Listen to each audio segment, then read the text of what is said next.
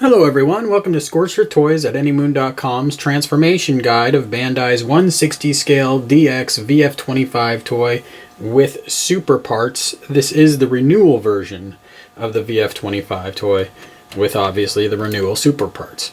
I'm going to try to transform this, removing parts as infrequently as possible, but you probably will see that some parts are going to pop off on me.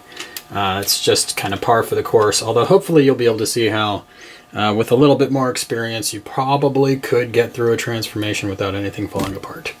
So, first thing you're going to do is free the wing from the leg. So there's a peg that attaches from the wing into the leg armor underneath. Generally speaking, you can hold onto the armor and lift the wing up as so. So obviously you got to do it on both sides. There we go.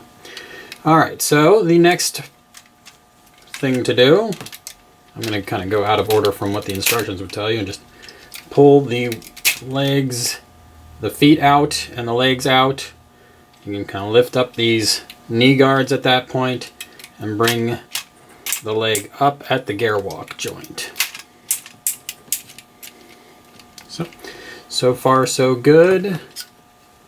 No parts falling off. Alright, so at this point, you could remove the shield from the back. That will obviously end up on one of the arms. And you would remove the gun. Okay, so you're almost in gear walk mode, but you got to get the arms around. So the next step is a little tricky. You're going to have to free up the hips. Now again, there's hip armor on here, so that's going to be hard to do without popping up that hip armor.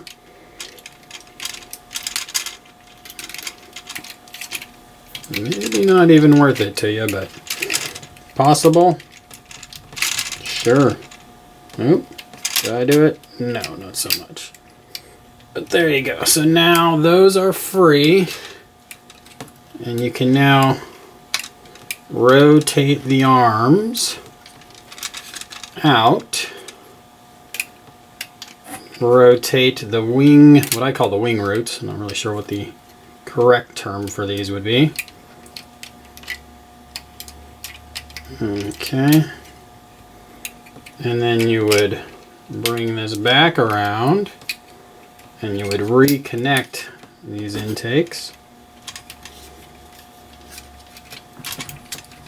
to where you got them from. A little easier to do without lights and the camera. There you go, that's in there.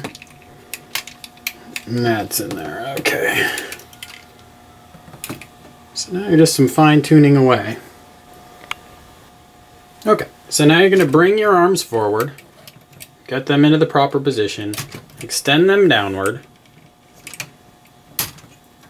You can kind of get more of a natural pose with the arms. You could bring the wings back, but first you should bring down, since this is the renewal version, this gear walk support joint and attach it.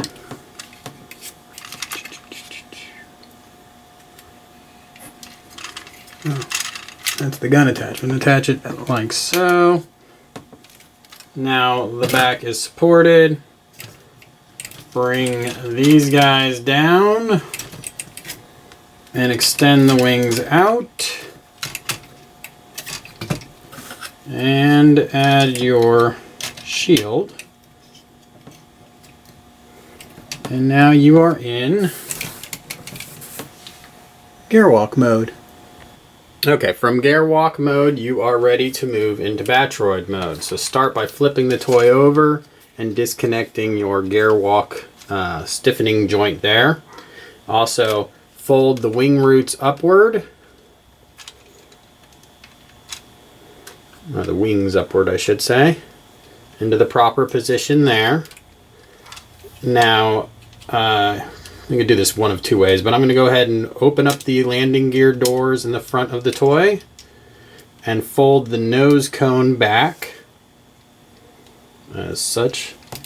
I'll try to get it kind of flat in the front there. There you go. And now you have to pop off the hips to free them up again. I find kind of rolling them inward tends to do the trick. Now again, this is where you're most likely to lose a super part. Okay, so that should free them up. You will straighten the legs out.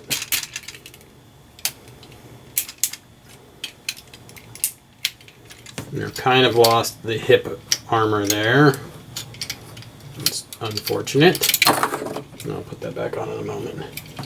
But you should get to this point. Oops. Here. Okay, I have reapplied that hip armor. So the next step here will be to break the toys back, essentially. So you're going to, not right there, you want to do it right behind the cockpit. There's a pivot point. You can just bring that back like so.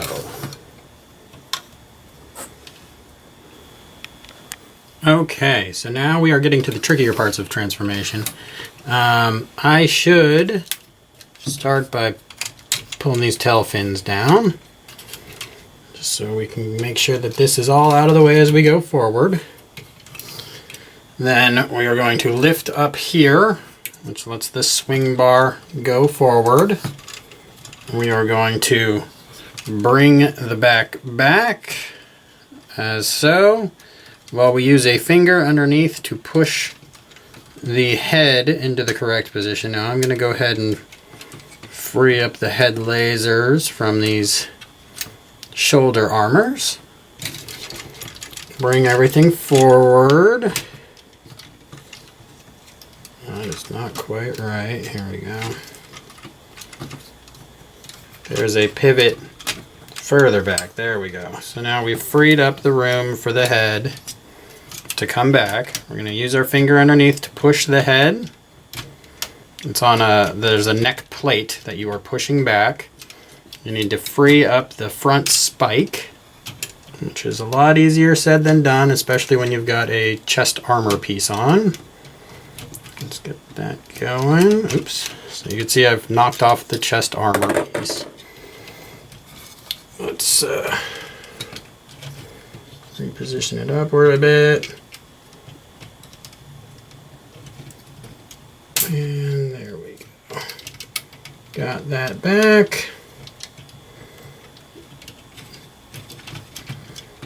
So I'm still pushing this chest plate back, so we can free up that head entirely. There we go. So now the head is free, and we would just bring this whole mechanism up. I have to get that back a little bit more again, and around. Now you do want to be careful. There's a black spike on the front here. History tells us that at some point you are very likely to knock some paint off of that black spike. And remember, you're going to do some fine tuning. So here we get this up and over. Okay, so the toy is obviously a little tall and slender at the moment, so we need to bring the legs all the way back. Actually, go as far as you can with that. And then you're going to bring the swing bar forward. And then you're going to hold the swing bar in place while you rotate the other leg further back. I've kind of lost one of my hip armors already.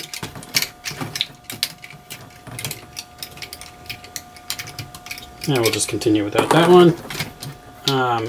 Now we're at a point where we could pivot forward, but we still need to keep rotating these legs back.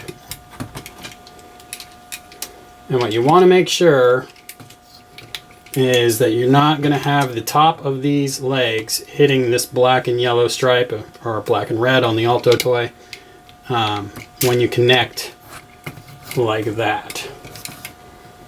Okay. Okay, got the hip armor back on to see if we knock it off again.